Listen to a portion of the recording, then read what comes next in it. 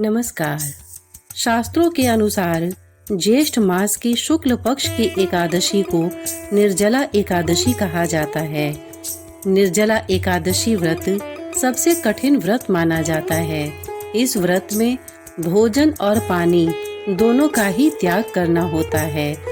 निर्जला यानी जैसा कि नाम से ही स्पष्ट है कि इस दिन जल ग्रहण न करके जल का संग्रहण किया जाता है और जल बचाने की ये हमारी परंपरा सदियों पुरानी है। इस व्रत को महाभारत काल में पांडु पुत्र भीम ने किया था, इसलिए इसे भीम एकादशी के नाम से भी जाना जाता है। वैसे तो एक वर्ष में 24 एकादशी पड़ती है, लेकिन इन 24 एकादशियों में निर्जला एकादशी सबसे अधिक महत्वपूर्ण मानी जाती है।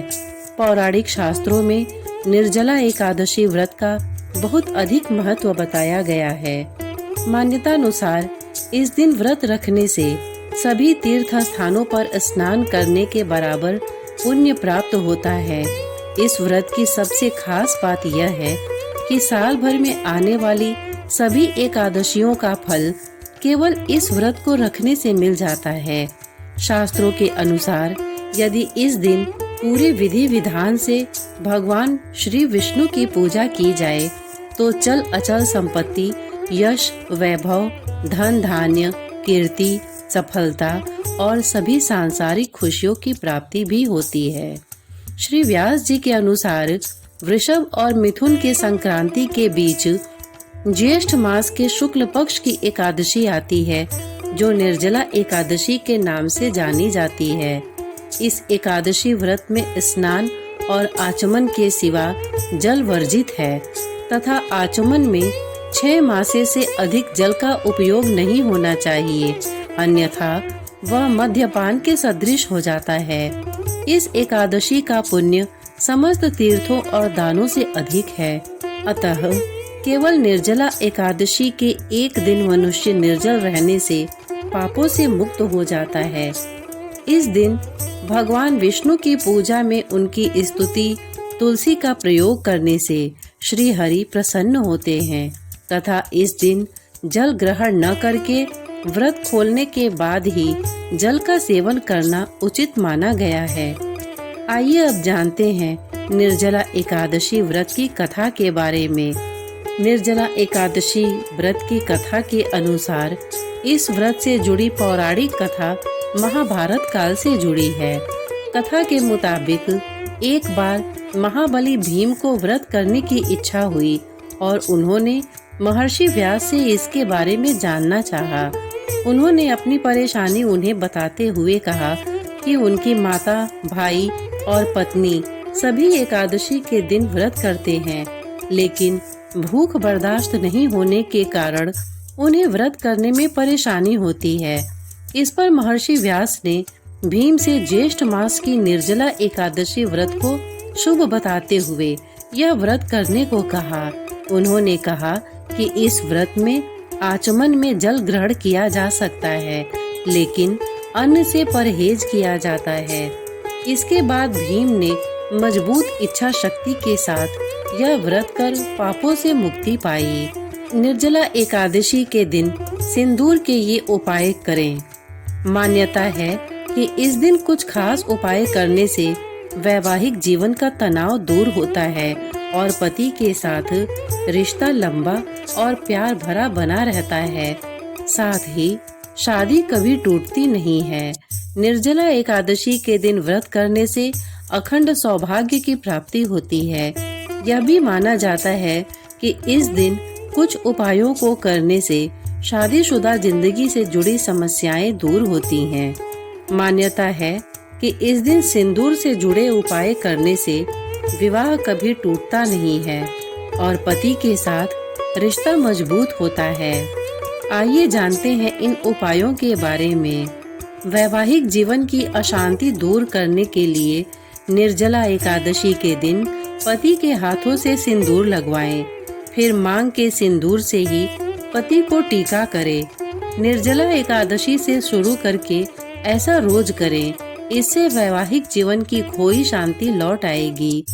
पति की तरक्की के लिए पीले रंग के कपड़े पर सिंदूर से ओम लिखें।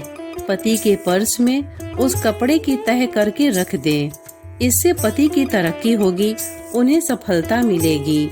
पति के साथ रिश्ता मजबूत करने के लिए एक अक्षी नारियल लेकर उस पर सिंदूर लगाएं। फिर लाल कपड़े में सिंदूर लगा नारियल लपेटें। उस नारियल को पति के साथ अपने इष्ट देव को चढ़ाएं। इससे पति के साथ रिश्ता मजबूत होगा, पति का प्यार मिलेगा। पति पत्नी के बीच झगड़े रोकने के लिए सोते समय पति के तकिए के नीचे एक पुड़िया में सिंदूर रखें। सिंदूर को अगले दिन माँ लक्ष्मी और भगवान विष्णु को चढ़ाएं। इससे लड़ाई झगड़े दूर होंगे और आपसी प्यार बढ़ेगा। साथ ही संतान प्राप्ति के योग भी बनेंगे। निर्जला एकादशी के दिन यह उपाय सुबह सुबह करने हैं।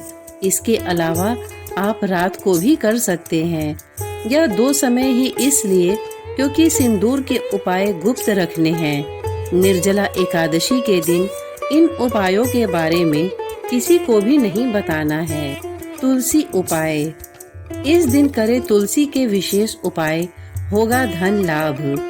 हिंदू धर्म में निर्जला एकादशी का विशेष महत्व है। यदि आप इस दिन तुलसी के पौधे के विशेष उपाय अपनाएंगी तो भगवान विष्णु की विशेष कृपा दृष्टि प्राप्त हो सकती है।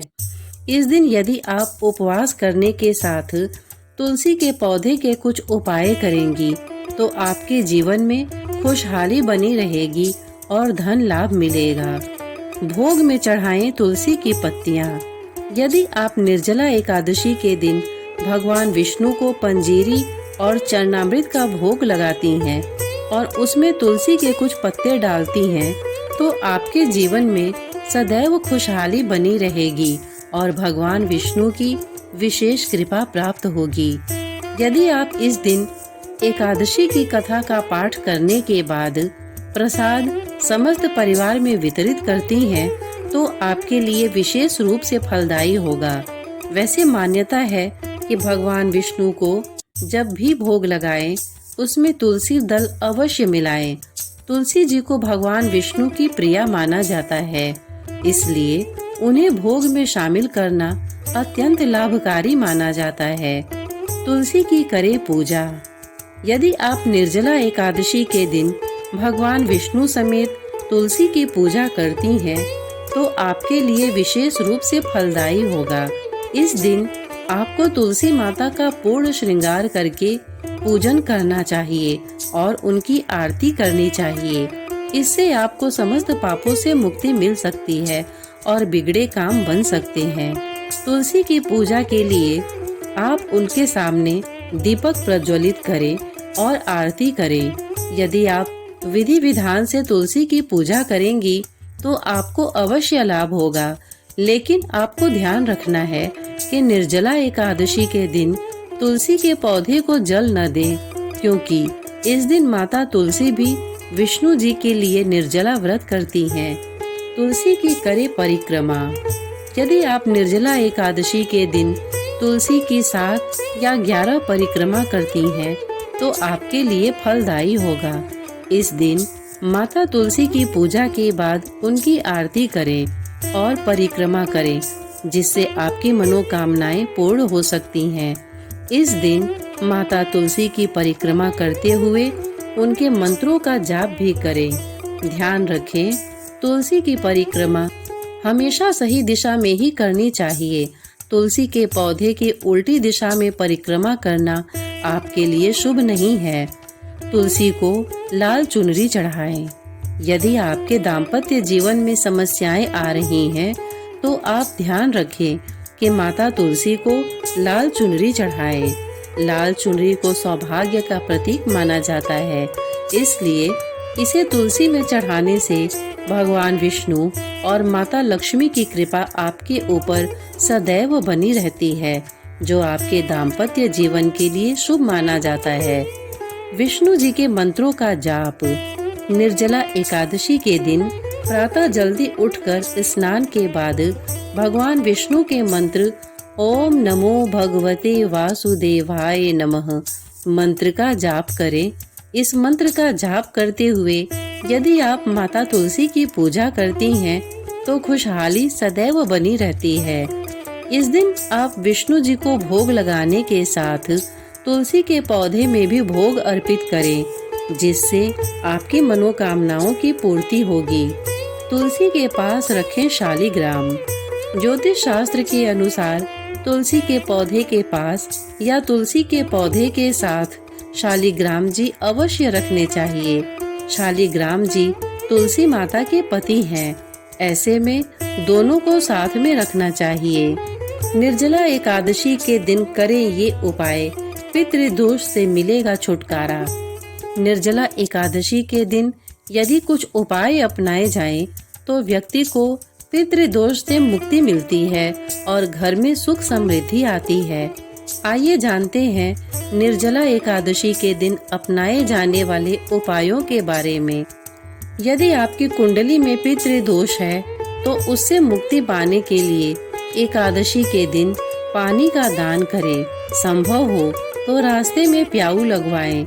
निर्जला एकादशी के दिन पानी, शरबत, पीले वस्त्र, फल और चप्पल का दान करना चाहिए। निर्जला एकादशी के दिन तुलसी के पौधे में घी का दीपक जलाएं और 11 बार तुलसी की परिक्रमा करने से घर में सुख समृद्धि आती है। निर्जला एकादशी के दिन यदि व्रत कर रहे हैं तो पूरे विधि विधान के साथ भगवान विष्णु का पूजन करें। जल दान करने का मंत्र। निर्जला एकादशी के दिन व्रती या जो व्रत नहीं भी रखते हैं, मिट्टी का घड़ा जिसमें पानी भरा हो उन्हें किसी भी जरूरतमंद व्यक्ति को दान करना चाहिए। श्रोतागण, इतने धैर्य से इसे सुनने के लिए आपने अपना बहुमूल्य समय दिया, इसके लिए आपका बहुत बहुत धन्यवाद।